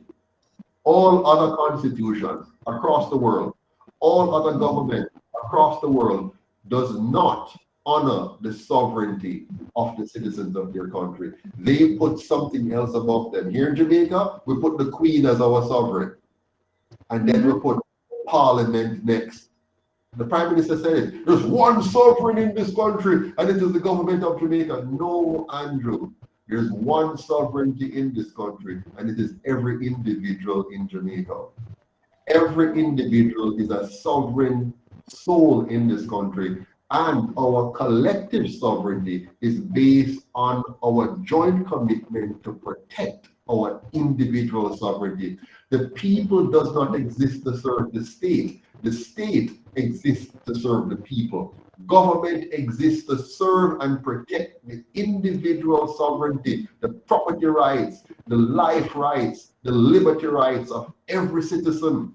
And the moment a nation, the moment a government forgets this, we end up with what we had in the last 2 years, where they actually believe and get angry that they should have the right to inject whatever they want into your body because they say so. Because we, the great men of government or World Health Organization or big pharmaceutical companies, we have the right to decide what goes into your body. Not yourself. The UIC is going to strip you of that right and protect the rights of every individual to be a sovereign citizen. Back to you, my dear Vice President. Oh yes. You have basically covered it for me in relation to freedom of expression and freedom of choice. I am really happy to know that the United Independence Congress is inclusive in their hiring practices, and you know that we understand that each and every person has a right to so do what they choose with their body. You know, Carly, I want to get this. Somebody is saying what I am saying is simplistic, because they're saying, what if somebody does something that infringes on somebody? But I just answered that. I said your rights are your rights as long as you're not infringing on somebody's life, liberty, or property rights. So I'm not being simplistic. I'm being moral. There's a difference. The UIC stands on the foundation of strong morality. And here's the morality. All men and women have a right to be free. And the only reason we form government is to protect that freedom. You see, if we didn't have government, it would be the Wild West. I could come and kill you, steal from you, enslave you, and we would have to fight it out, and you would have to defend yourself, and I would defend myself, and we would have a very, very anarchical society. But instead, we want to have a government that we give the responsibility of enforcing laws that says, here are my rights and here are yours. I have a right to be free, you have a right to be free. I have a right not to be enslaved, you have a right not to be enslaved. I have a right not to be murdered, you have a right not to be murdered. I have a right to my property, you have a right to your property. And I must not initiate force to take any of them, and you may not initiate force to take any. And should we do that? Should you or I initiate force or use fraud to take somebody's life, liberty, or property, the law will stipulate restitutive punishment and you will be forced now by the law to change your behavior. So we're not being simplistic at all. I know I'm simplifying it for the purpose of easy conversation, but what we're talking about is a real solid constitution. Jamaica is going to have the best constitution the world has ever seen. You know, before the UIC, America, the United States of America, had the best constitution. Okay? No other country. The US set the gold standard for liberty in the world, and they weren't even perfect. The UIC is going to make Jamaica now the true gold standard, because we're going to supersede the United States in the quality of the constitution we're going to have and the quality of governance we're going to have. So when the US will now be looking to Jamaica. After the UIC is elected, and we have our first referendum within a year, and the new constitution comes into effect, and we have all the adjustments in the next 4 years, and have our first election under the new constitution at the 5-year mark.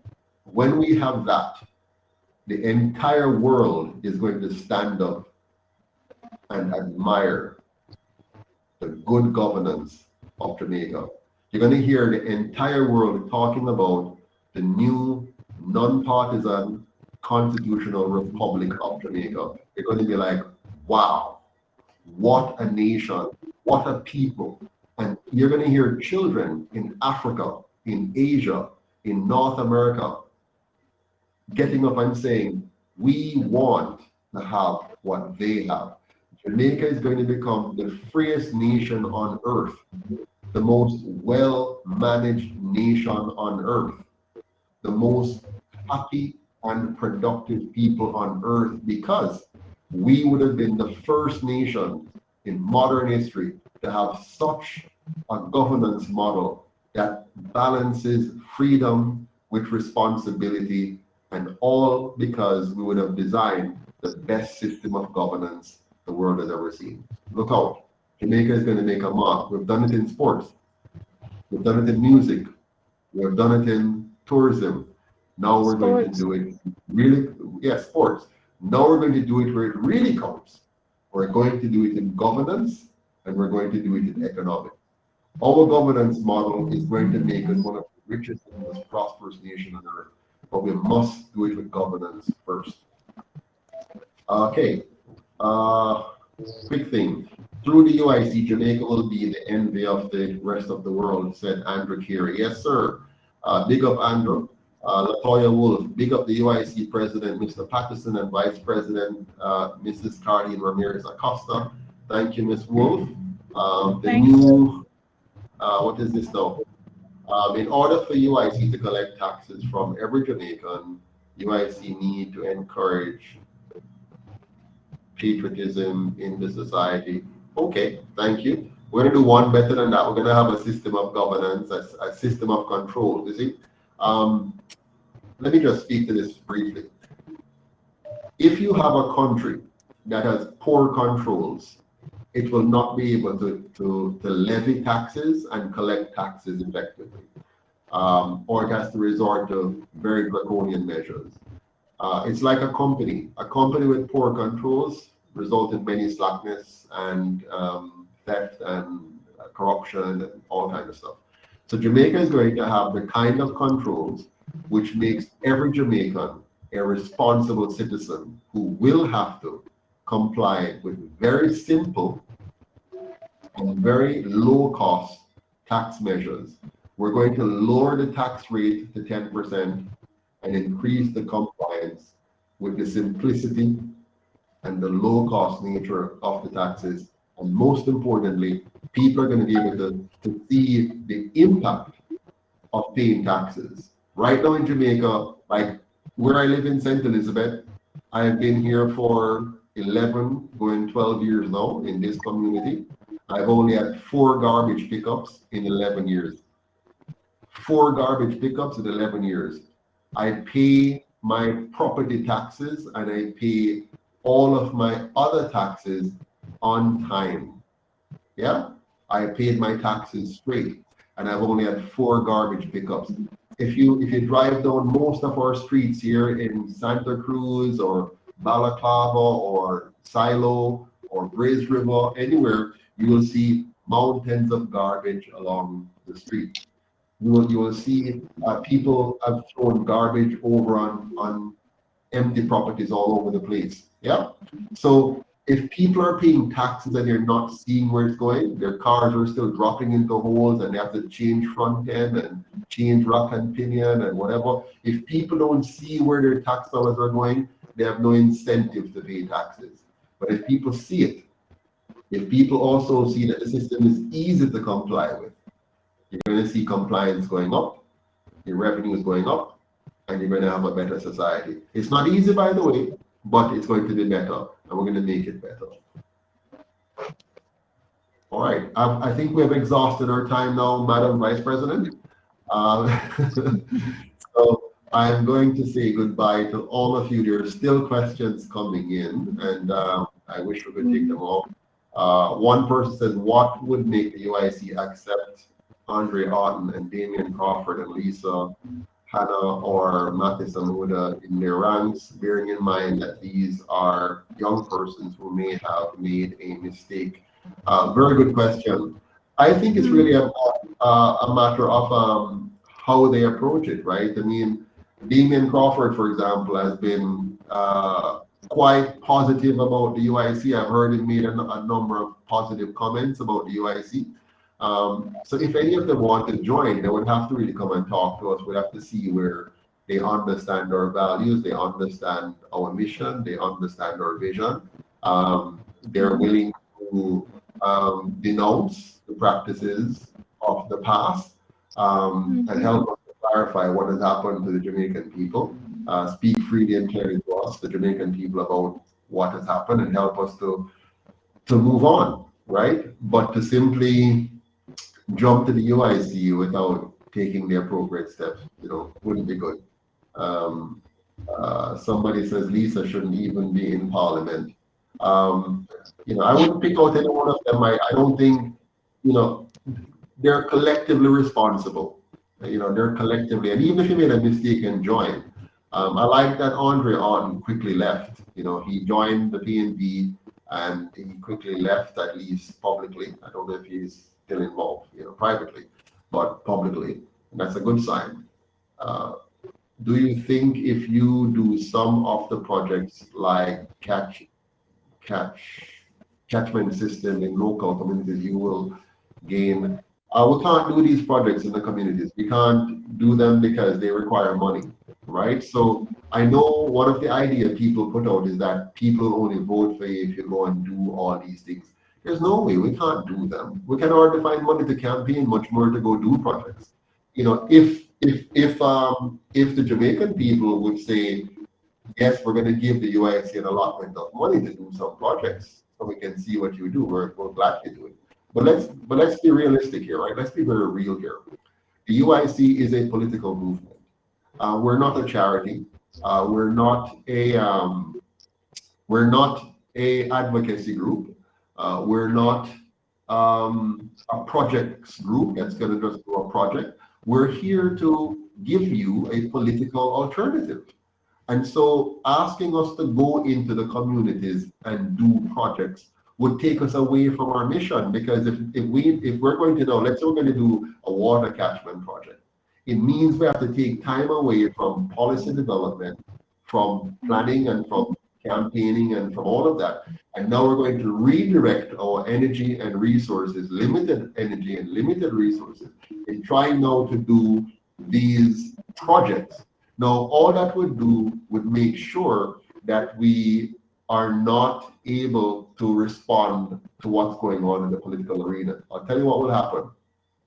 As soon as we start a project, the government who has your money will come next door to us and do a bigger project. They're going to have your money, right? So let's say we decide to build a few bus sheds, for a simple one. So a bus shed. So we go and we start putting up a bus sheds. We wouldn't have a lot of money. We wouldn't have a lot of time, because all of us are working people. Andrew, it's a full-time job for him to do what he's doing. And he has the state coffers, all the money that you have given him, that I have given him. He has all of that money. He has the resources, he has the consultants, he has all the people. He would just say, oh, let's see what the UIC is doing. Let's divert our attention there. They'll quickly divert and start building wonderful bus sheds all over the place. And then you quickly forget about what we're doing because we cannot compete with them. They have your money. They have our resources. They have all the money in the world. Every time we try to go and do a project, all we're doing is taking limited money, limited time away from what we need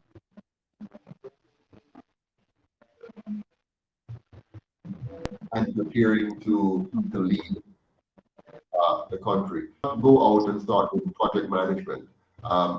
We don't have the expertise to do it. We would have to go hire people, right? If we're going to do a project, we have to hire engineers, we have to hire designers, we have to get planning. Furthermore, we're also going to be in contravention of the law because we have to get permit from the very government to do that, right? We have to get their permission. If we start to go do a project, we may be violating this law or that law. Right now, even in our private lives, when we're trying to do private projects, they deny us permits because of our political connection. I'm talking from personal experience, So you get denied and you get to, get to all kind of misery trying to do it. So I know it sounds, that's what you call simplistic, right? To say, go do project. We cannot do the projects. It's unwise. It is impractical. It is not reasonable. But it sounds good to say. People, show us what we can do, UIC, show us. We cannot show you anything. We cannot go and do any kind of project that is going to compete with the government. They have billions of tax dollars and borrowed funds. Yeah, for example, in the last election, just during the election cycle, the PSOJ oligarchs gave them $300 million. If we had contested the last election, we might have only had $3 million. You know what I mean? We would have $300 million. So let's be very practical, my people. I want to talk to you now. I want you to understand. Let us not have unrealistic expectations of the UIC, a small startup political movement with no backing from the big money elites of this country. The only backing we have is you. It's if you decide that you're going to donate, if you decide that you're going to volunteer, if you decide that you're going to vote. We cannot put enough ads on television for you to vote. In fact, we can't even afford television ads. Let alone will wipe out our budget in no time.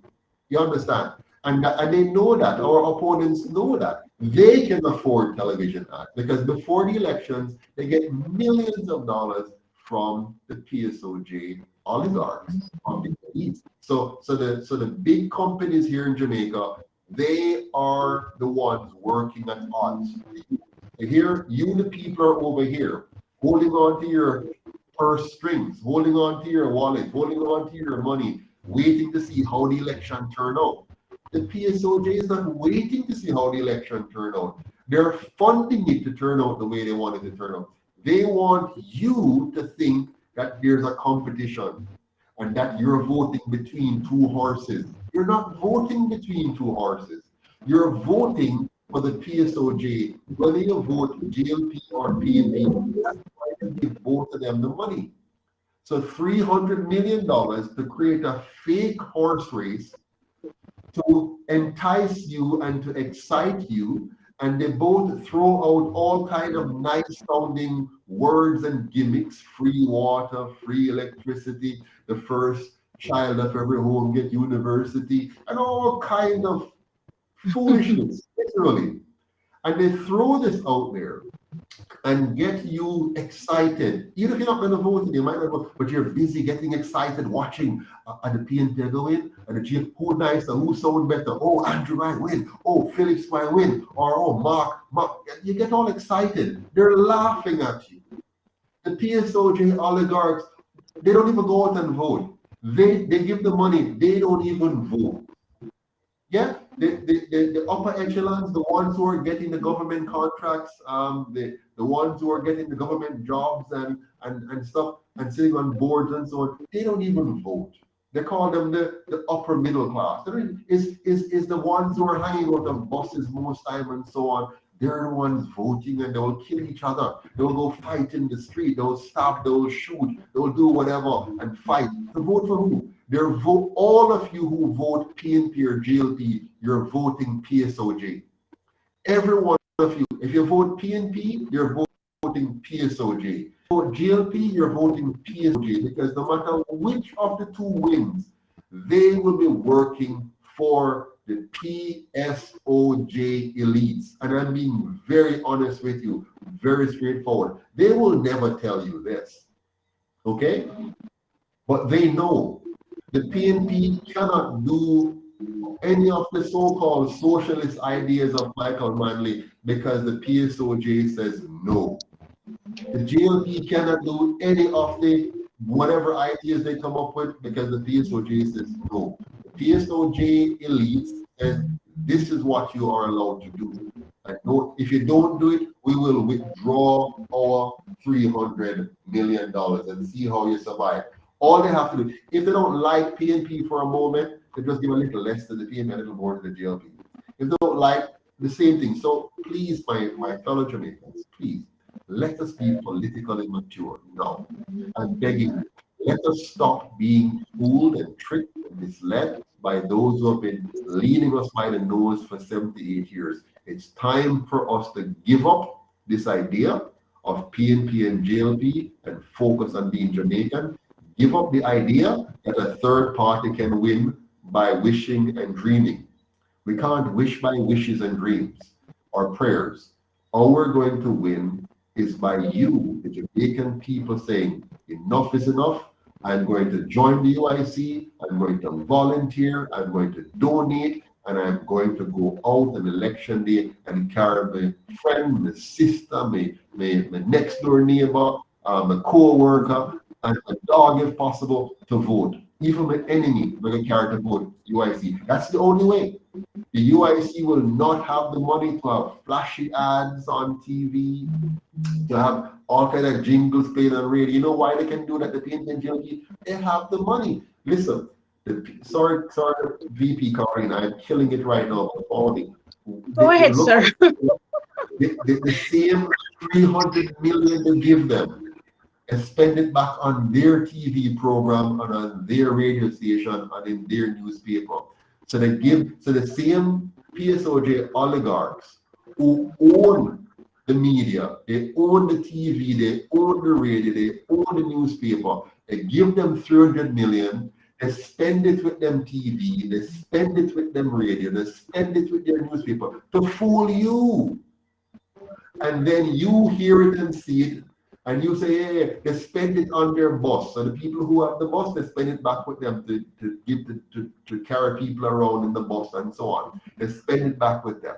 And then after they win the election, the reason you don't see your MP anymore and your councillor anymore is those who took money out of their pocket now, the little MP now who spend off his money from him little business we have to try to win. After him spend that off now, him spend the next 4 to 5 years trying to get back all of that money plus some. So if we get back 2 or 3 million and spend out of his pocket, plus another 10 or 15 million to build a bigger house, or to expand this gas station, or to expand this wholesale, or whatever. And you know who vote for him for the $5,000 or the $7,000, that's all you get for the 5 years. If it's $5,000, that's $1,000 a year you have gotten for your vote.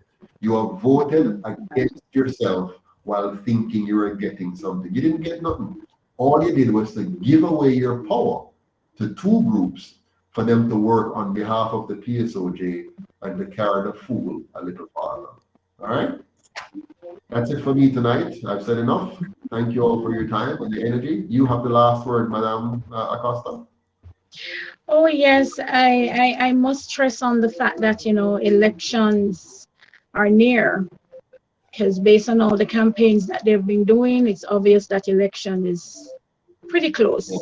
So, you know, appealing to everyone in the diaspora, locally, please go ahead and adopt a candidate if you can, help out in any way you can, and encourage everyone to go out on election day and vote for the UIC representative in their area, because not only will we win the local government election, it will also set the pace for us to win the general elections. So go out and, you know, do the best you can and donate in every way you can and help us to do the work that we are meant to be done. Thank you very much, Madam Vice President. Thanks to all of you. Have a good night. And remember, this is important. The reason why Jamaicans are not farming is because of 78 years of the JLP and PNP. So let's fix that and get farming for a better Jamaica. All the best. Take care. All right, good night, good night. Yes. Bye-bye.